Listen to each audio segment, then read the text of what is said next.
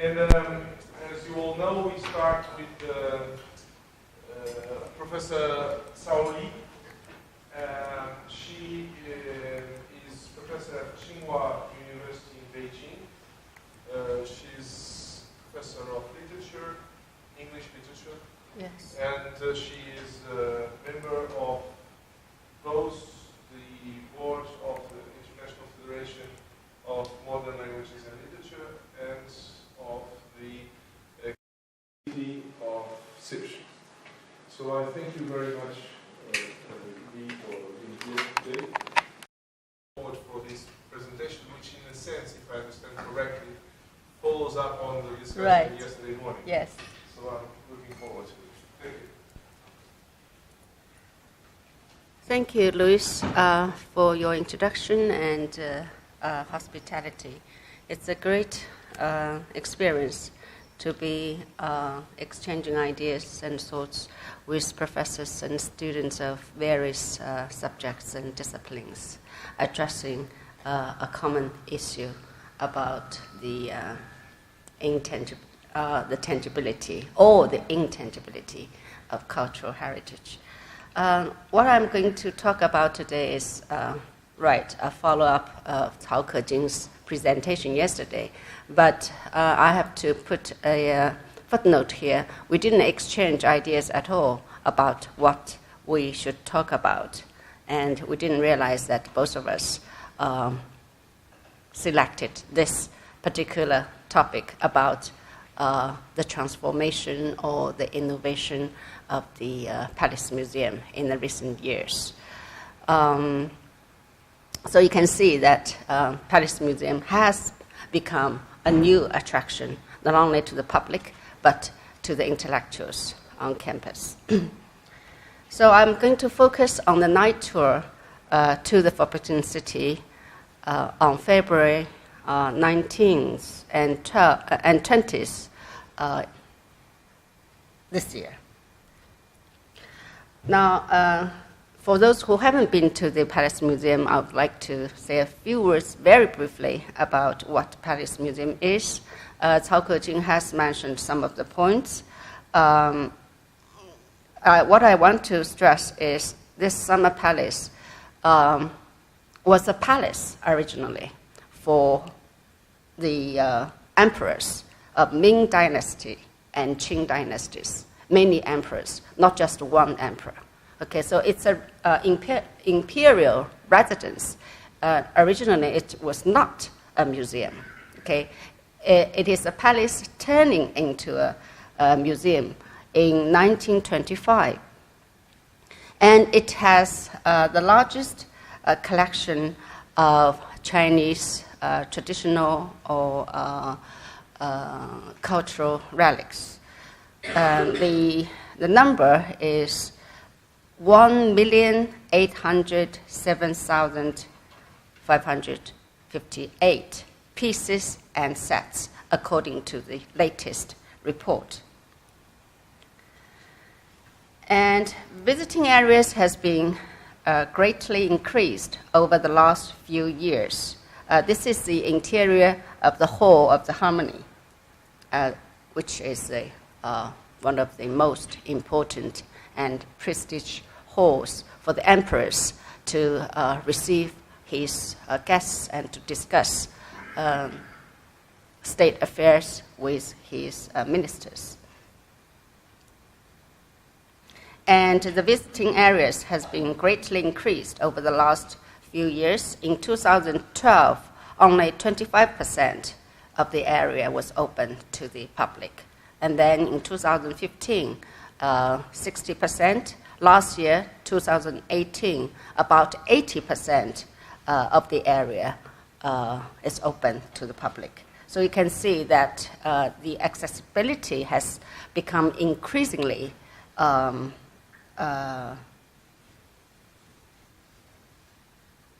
obvious in terms of visitor attraction.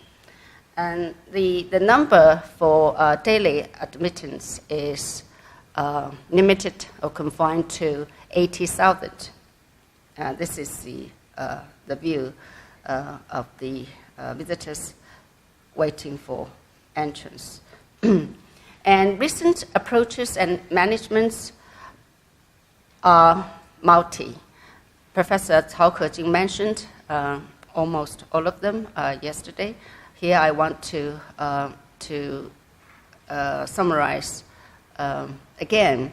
First of all, TV shows, and two of the most popular TV shows are National Treasure, acted out by very prestigious actors and actresses, and led by cultural heritage experts. Another TV show is, of course, Masters in the Summer Palace. It is about the restorers of cultural heritage. And all kinds of exhibitions, including theme exhibitions. For instance, the most recent one is celebrating Spring Festival in the Forbidden City, and that exhibition would last until April. Those who, if you have chance visiting Beijing in the coming 2 months, probably you can have a chance of seeing that exhibition. And lectures, workshops, also singing competitions and virtual reality shows, palace apps, many palace apps, court emoji, Taobao online stores selling all kinds of cultural products. They call it cultural creative products. And Palace Museum also has WeChat and blog, and of course digital museums of all kinds. Now the night tour with light show happened on February 19th and 20th, only for 2 days. And invitations were sent to like model workers, policemen, government officers, and people from all walks of life. About altogether they admit 6,500 visitors. Out of this, only 3,000 tickets were given online for free. Okay, so the rest were invited guests, including diplomats. And industry analysts said that the upgrading of consumer demand and innovations in the tourism industry have extended visiting time and space, that's for sure, making night tourism a new driver of development. So we probably can understand this night tour with a light show is a kind of experiment trying to further promoting Summer Palace and its collections. Of course, the driving force behind this is both cultural and monetary or commercial. This night tour actually attracted a new round of public attentions and debates about the role and proper management of the tangible as well as intangible in the age of digital technology and cultural consumerism. And of course, in the society of the spectacle, to borrow Guy Debord's phrase. Now, because it's a night tour on the Lantern Festival season, so I would like to introduce to you what is a Lantern Festival. This festival celebrates the first full moon of the lunar year, that is the Chinese year, and is considered part of the greater Spring Festival period. So the Spring Festival period, that is the Chinese New Year's period, would last from New Year's Eve to the 15th of the first lunar month. So that's considered actually as the second climax of the Spring Festival celebration, if the New Year Eve was the first one. And this Lantern Festival has its origins in the Han Dynasty, so it is about more than 2,000 years. Activities usually include the eating of sweet, gluttonous rice balls, 元宵, gazing at the full moon, so the moon is very important. But what is more important is a dialogue or a kind of a communication between the moon and the lantern from the perspective of the spectators. So gazing at the full moon while celebrating the festival, hanging lanterns and solving lantern riddles. So this is the rice ball, and these are the hanging riddles. This Lantern Festival is also considered or understood nowadays by younger generation as the Chinese Valentine's Day. It has a romantic touch. In the Lantern Festival, especially in the evening, young people would come out to meet their either fiancés or girlfriends or boyfriends. So dates sometimes happen on this particular eve of Lantern Festival. And this is also suggested in the poem written by a song poet, Xin Qiji, in his The Lantern Festival Night to the tune of Green Jade Table. It goes like this: one night's east wind adorns 1,000 trees with flowers and blows down stars in showers. Fine steeds and carved caps spread fragrance en route. Music vibrates from the flute. The moon shades its full light, while fish and dragon lanterns dance all night. In gold thread dress, with moss or willow ornaments, giggling, she melts into the throng with trails of scents. But in the crowd, once and again, I look for her in vain. When all at once I turn my head, I find her there where lantern light is dimly shed. This is very well known all over China. It's even in the textbook for like secondary school or high school students.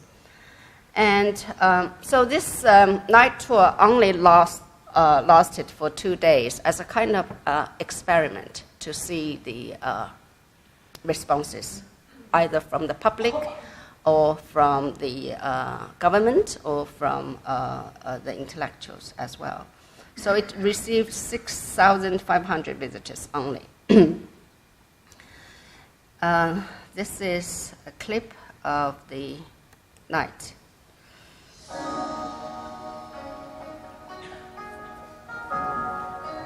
What's special? Pardon? No, I was telling you still is in the region. I want to make it bigger, but I don't know how to. Okay, that's fine.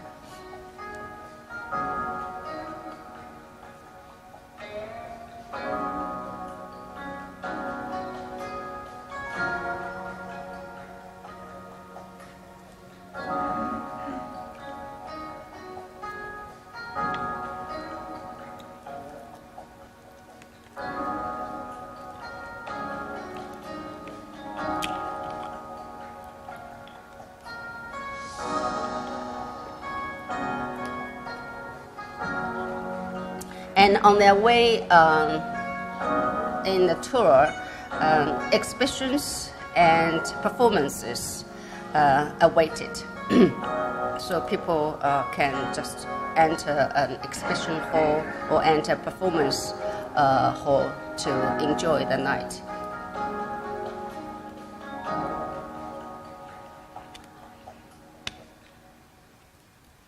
Okay. And digital projections of historical paintings, life along the Bin River in spring, and 1,000 li of rivers and mountains were also on display. So this is the famous painting, 万里江山图. And this is the painting Professor Cao Kejing showed yesterday, life along the Bin River in spring. Now, town poems was also projected on the wall of the palace. One example goes, it's not fun to have a lantern without a moon, and it's not spring to have a moon without a lantern. Now, of course, at the end of the tour, cafes and the Palace Cafe and the Palace Restaurant would welcome visitors for refreshments. So the tour actually is like an organic whole, okay, combining appreciation of traditional culture or cultural heritage to what consumers would fancy about.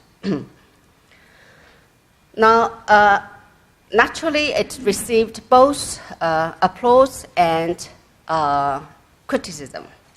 Now, applause and compliments include, it is a significant breakthrough.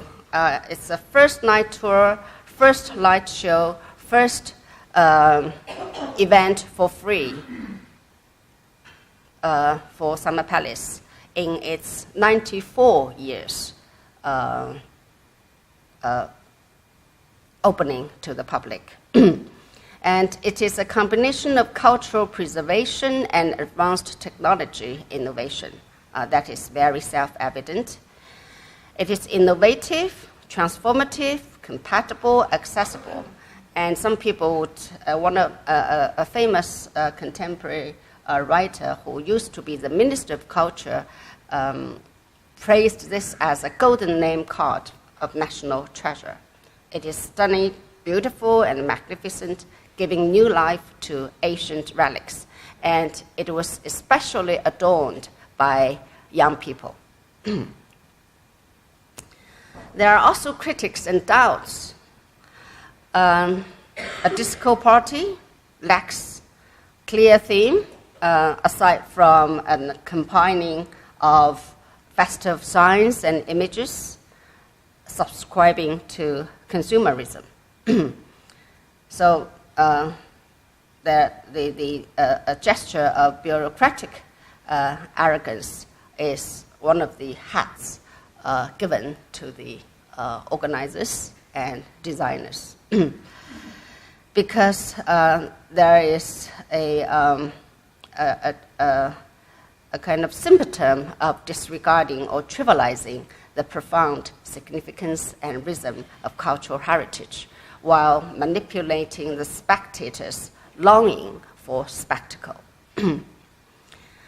And some criticism even goes to the extent that it set a bad example for other provincial or city museums as a platform of commodity fetishism. Having said this about the criticisms and applause, I want to introduce to you some of the postmodern observations as a kind of reference. One example is from Jonathan Robin's Soft City, published in 1974, in which he observed, this is cited in David Harvey's The Condition of Postmodernity. The city, that is the urban city, okay, we probably can understand that the forbidden city is part of the urban city, or it is an embodiment, or it is a kind of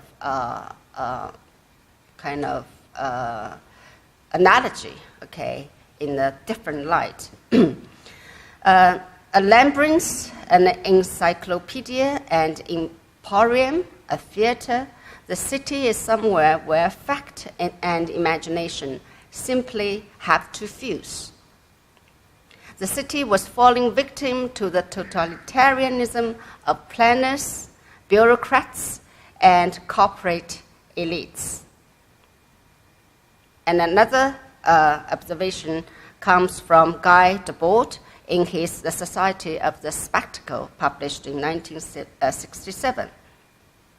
He observed, the diffuse form of the spectacle is associated with the abundance of commodities. And these observations are very relevant to the situation of the night tour of Palace Museum.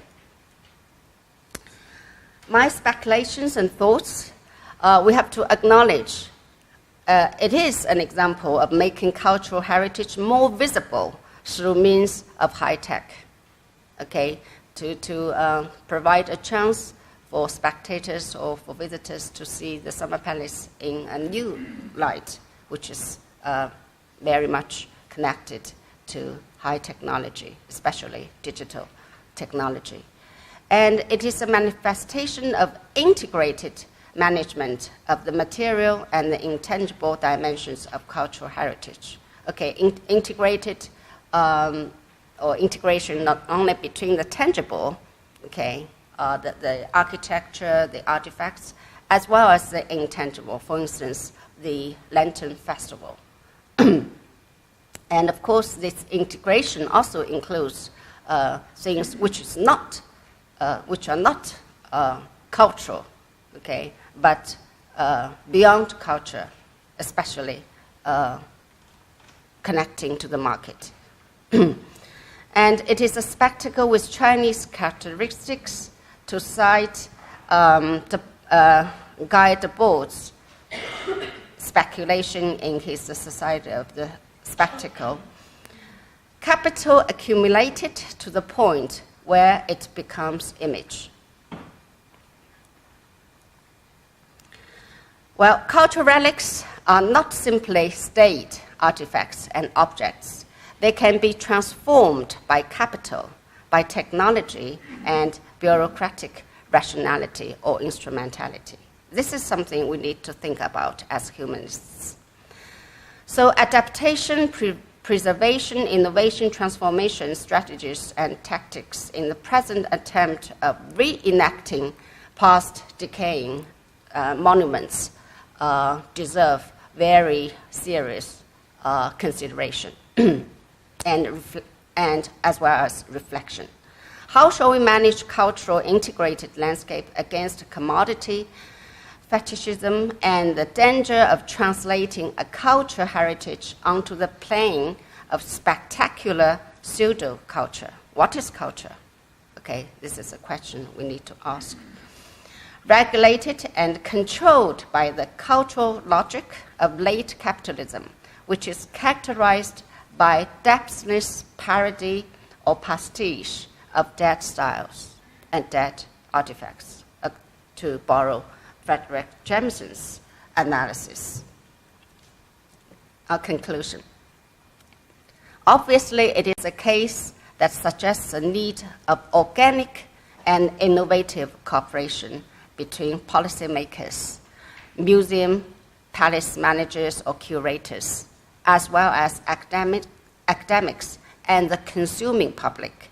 So this last component, the consuming public, I think is also a very important dimension we need to think while trying to enacting the treasure or the traditional heritage of a culture or of a civilization. So education comes into the view, into the scenario. The educational, critical, reflective, constructive role of the humanities probably is a message we can get from such event. Thank you.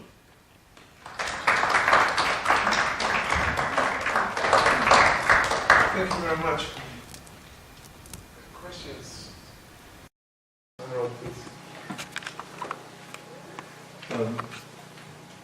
So I have a kind of comment and a question. It strikes me that one dimension of this was to take something which was inherently closed or private at one point, and to move it onto a plane of the public or the masses or something like this. And that would be true both for the earlier status of the museum as a palace for the imperial household, but also for the Lantern Festival, which was essentially a family kind of gathering, I think, and right. That a sort of a mass phenomenon that's sort of distributed and, in a sense, breaks down traditional family, or potentially might break down traditional family ways of celebrating. Now,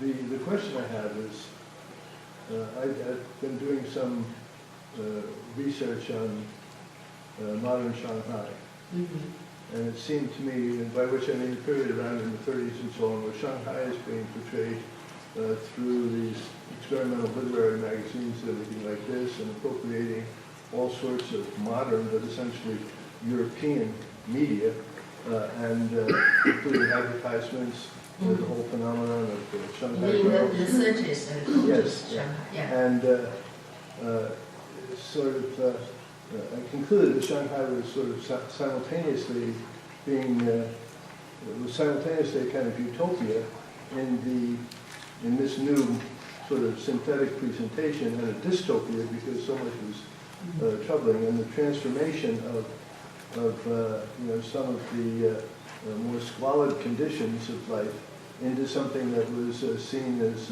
entirely beautiful and entirely optimistic and entirely future-oriented. So my question is, do you think there's any parallel between efforts like this, such as the Lantern Festival show, and something like was happening in Shanghai at that time? Oh, that's a very interesting point. But I think one of the criticism about this night tour is that it didn't, it failed express the essential quality of such an imperial court, because you're right, Lantern Festival is also a time for family union. But if we compare this night tour or this new attempt to what happened in the 30s and 40s in Shanghai, I think the landscape is a little bit different, because at the present activity or this approach, it tries to contain as many Chinese elements as possible, not Western. Whereas in the past, obviously, there was a very self-conscious incorporation of the Western elements. Yeah.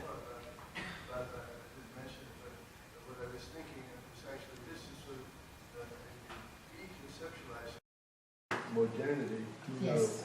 With say purely Chinese characteristics. At the time that Shanghai and China were modernizing by looking to the West, Tagore was imagining a modernism that was entirely within India, and so this would be somehow analogous maybe to what Tagore was trying to do, rather than what was happening in Shanghai. Anyway. Right. But the complexity of trying, I mean, this kind of complex, not complexity, the complex of trying to combining the Chinese and the Western, or the East and the West, has been a central concern of Chinese intellectuals especially, okay, in conceptualizing Chinese modernity, while borrowing what is useful from the West. And back in the 30s and 40s, you know that what is useful was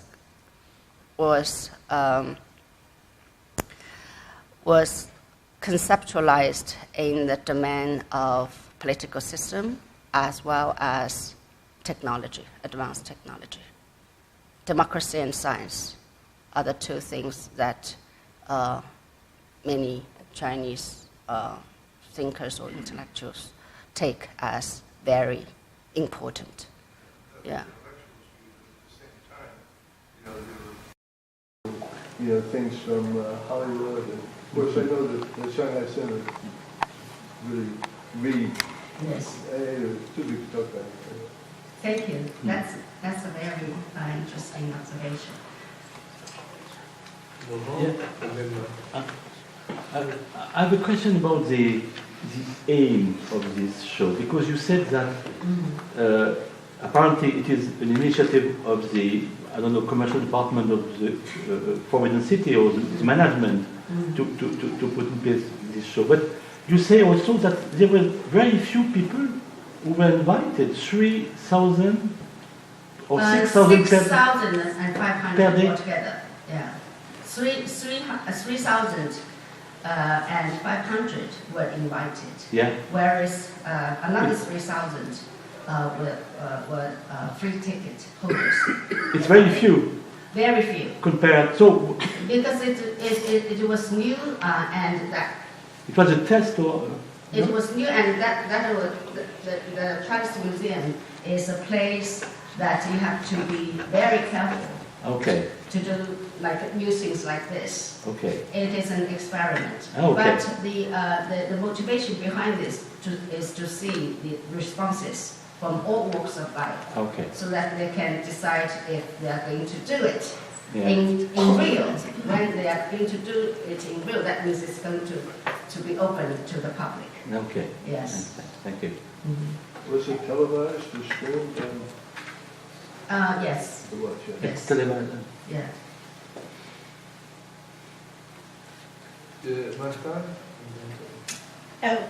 First of all, after your conference and one of yesterday, I think I will buy my ticket to see the Forbidden City. So it means by one side, but probably all these kind of activities, because I always know about the Forbidden City, but of course I was saying I will visit one day, but from I will visit one day to buy the ticket to go to visit it, there is a big gap. Sorry, you will. And now after your presentation, and especially not about the importance of Forbidden Palace, but about all the activities that are made then, it gives me the real need to visit it. So, and I'm working on cultural heritage. But I have a more general question, because we are all concerned about how to diffuse the culture, the information about our cultural heritage, how to diffuse it in a correct way, how to be sure that the message passes as we wish. But we are starting our reflection thinking that everybody must be interested in cultural heritage. We think that everybody must know exactly what they was doing in the Forbidden City. Imagine something that you are not so interested in. I don't know, enterprise that make cars organize a visit. Right.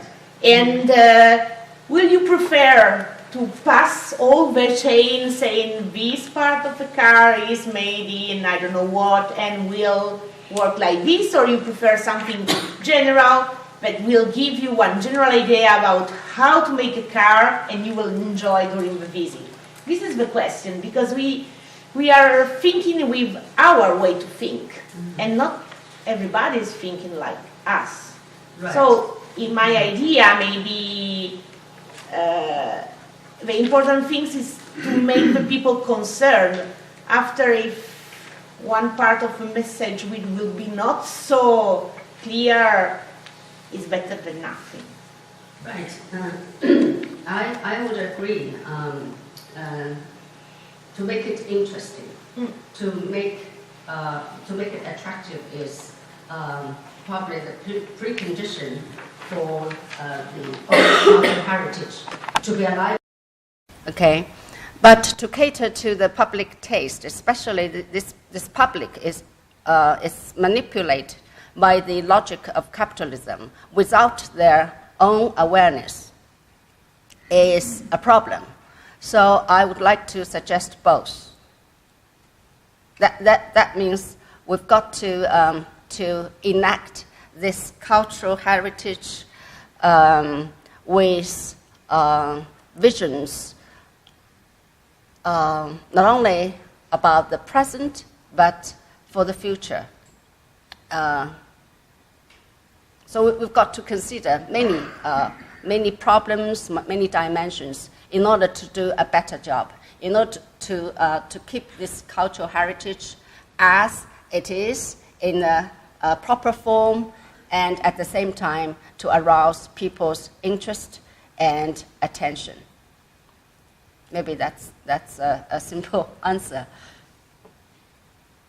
But of course, different people, different walks of people have different needs and different understandings of what a cultural heritage is about, especially what is the role of cultural heritage.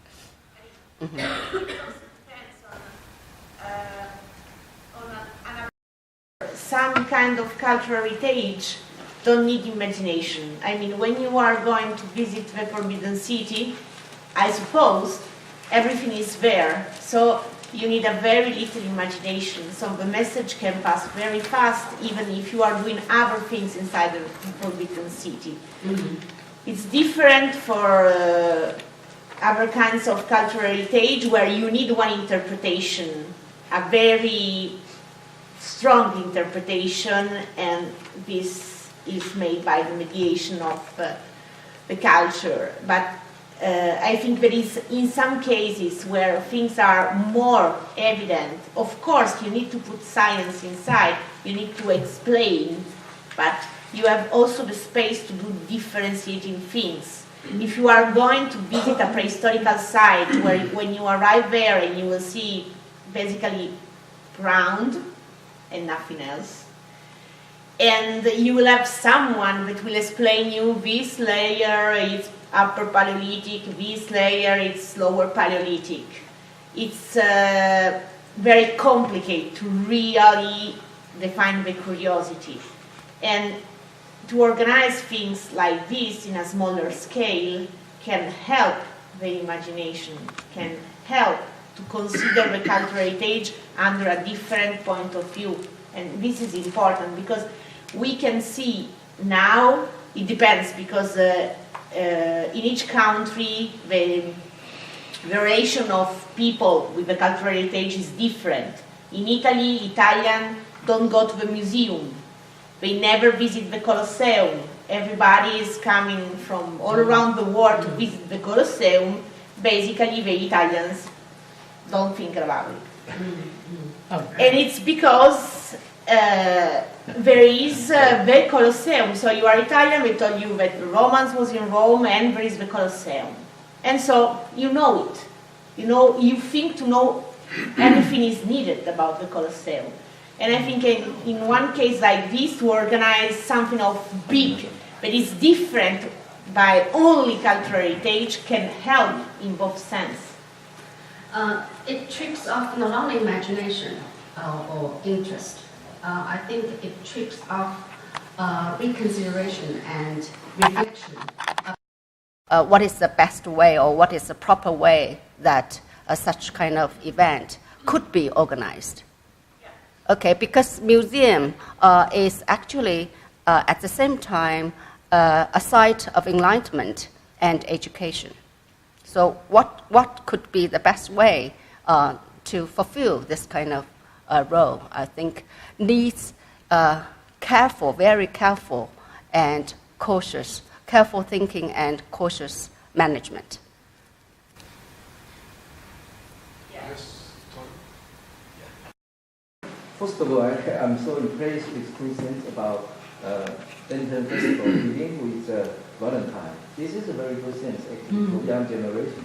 Yes. And the second one, you know, It trips off their romantic imagination. that's very good actually. And the second one is actually you also point out how to put this culture to join for the policy makers. I think this is important. I can show with my experience in Taiwan right now. We don't have a Lantern Festival. You don't have a Lantern Festival? You We don't have Lantern celebrate? Festival, but the culture has disappeared. And we have 1 day vacation about 10 years ago, but now we don't have a 1 day vacation. And this is dangerous. This is one example we call the cultural diversity loss. So I want to share experience. It's so important. But why? There's two reasons. The first reason is the Lantern Festival is about mid-February. So it's about 15 days after Chinese New Year. So we have a long-term vacation about Chinese New Year. And you cannot have another, the vacation after the long-term vacation. So the government think about, economical and so We could in Portugal. I'm just saying, this is the first reason. The second reason is, this is the people custom. The young generation, they don't have feeling. So that's why you propose is that's very good, entry and port to young generation, even put in the APP, they understand how important this is, not because of Lantern Festival. In my childhood, we always carry the lantern to compare which one is good. If you are better than I, then I left at you. So this is a culture. Yeah. So I'm so impressed with you. You use the Lantern Festival to point out different cultural diversity and laws. This is like the biodiversity laws today in SDG. They are so concerned with this problem. We lost everything. So that's I'm just very impressed with. We have to admit that cultural, especially national cultural prosperity, actually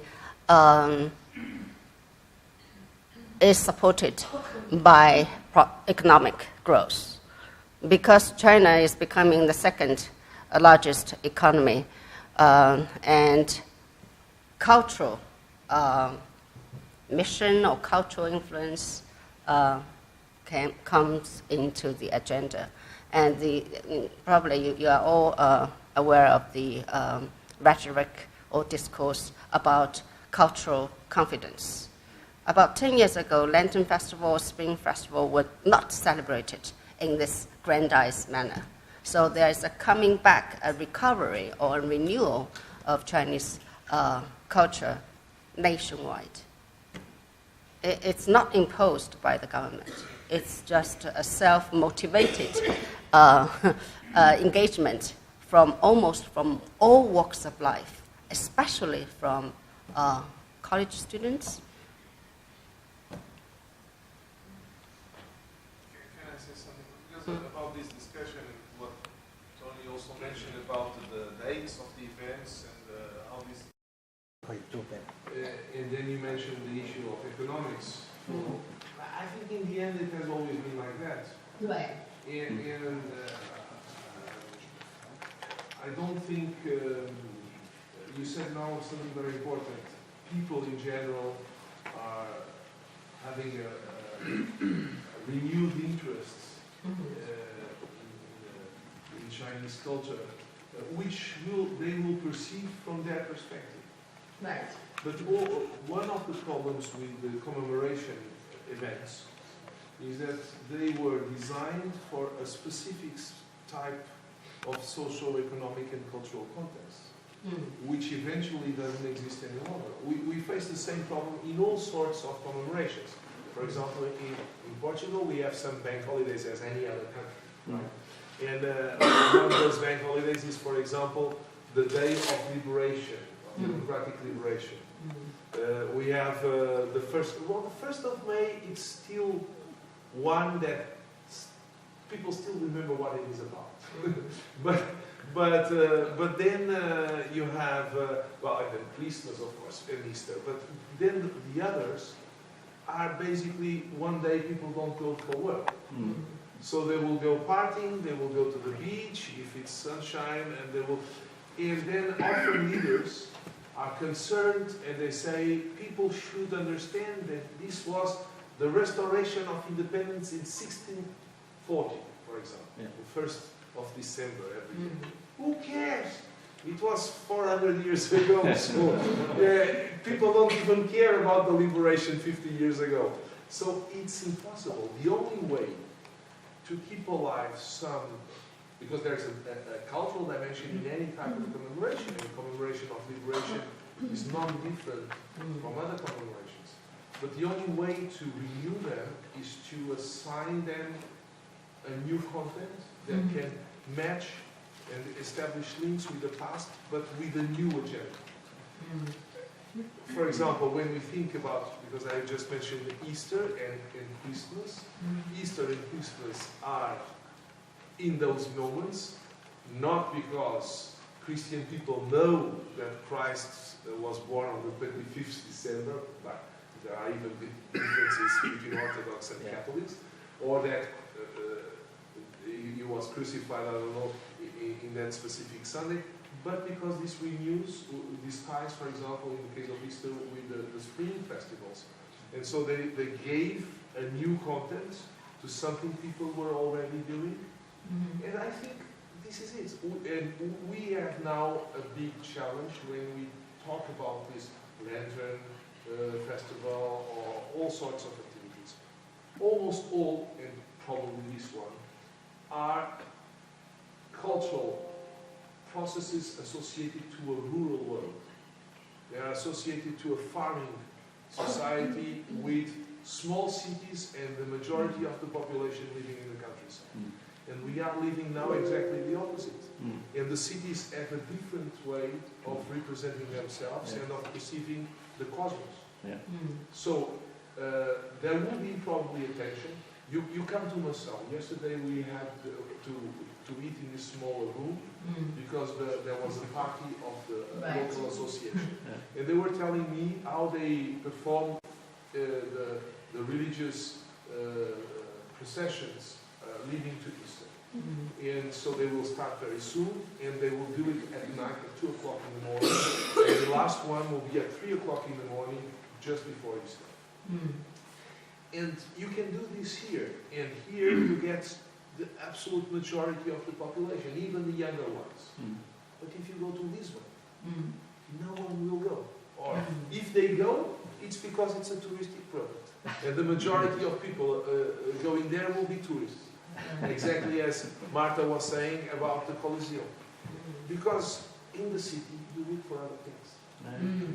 I think it's that simple. And if we try to resist and counter, I don't think it's a good strategy.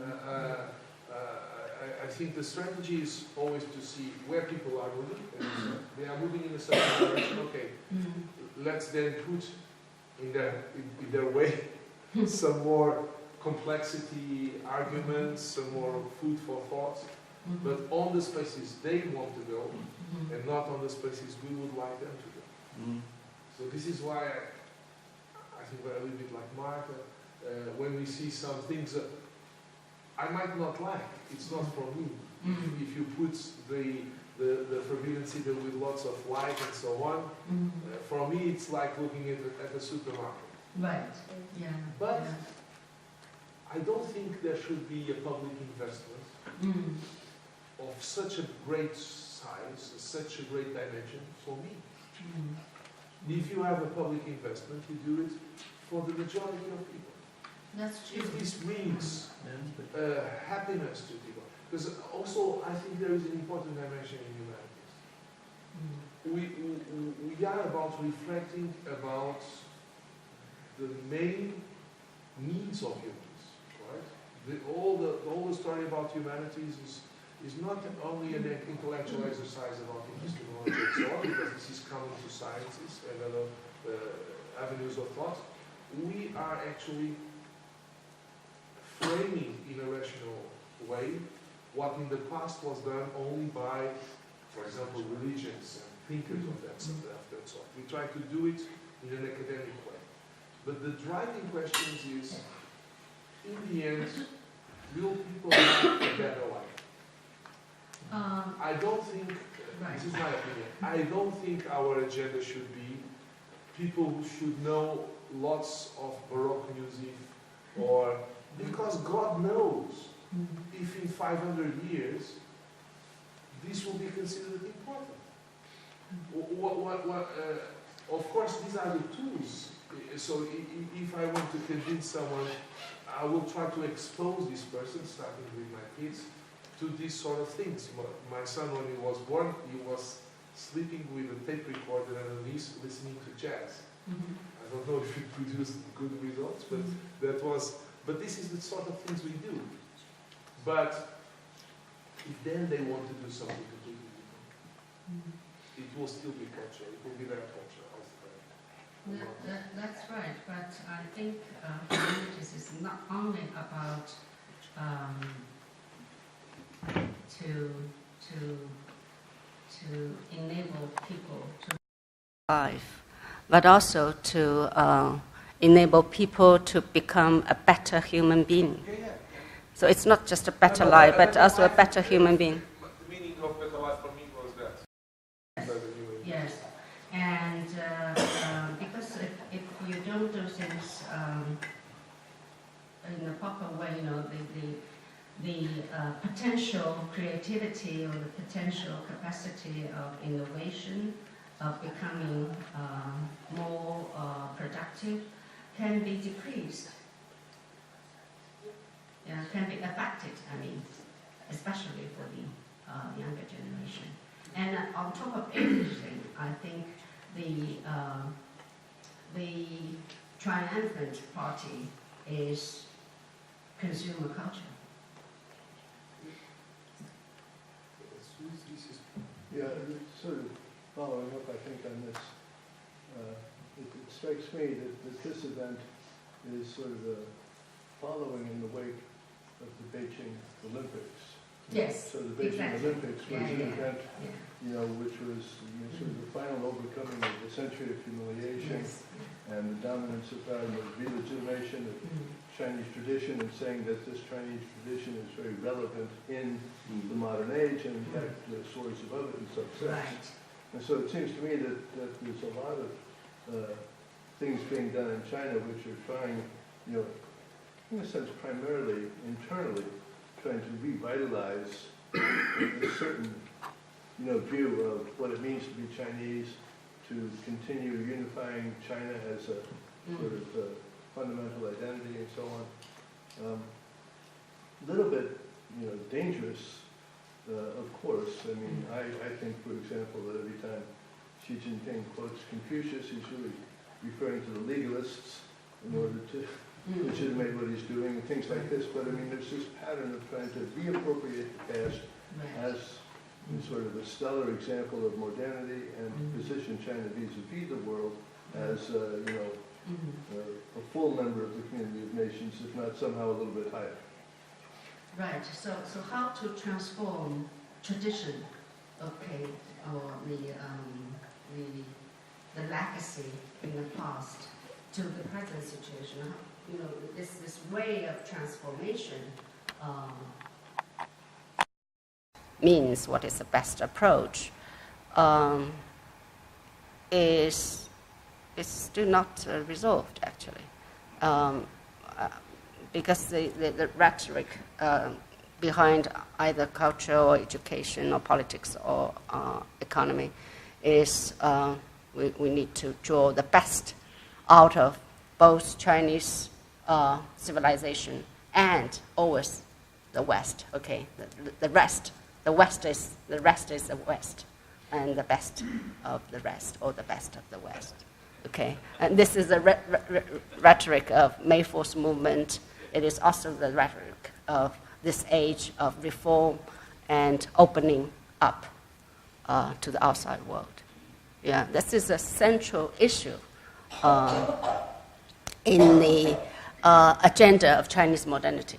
And it is like almost an everlasting issue.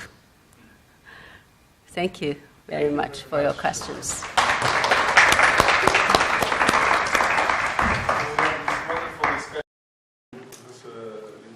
And now we have a coffee break. And then in the second part of the morning, we will have Laurent Tissot, then someone else, and in the end, Ronaldo's Gudauskas. I will present to you after this someone else person. Let's go for coffee.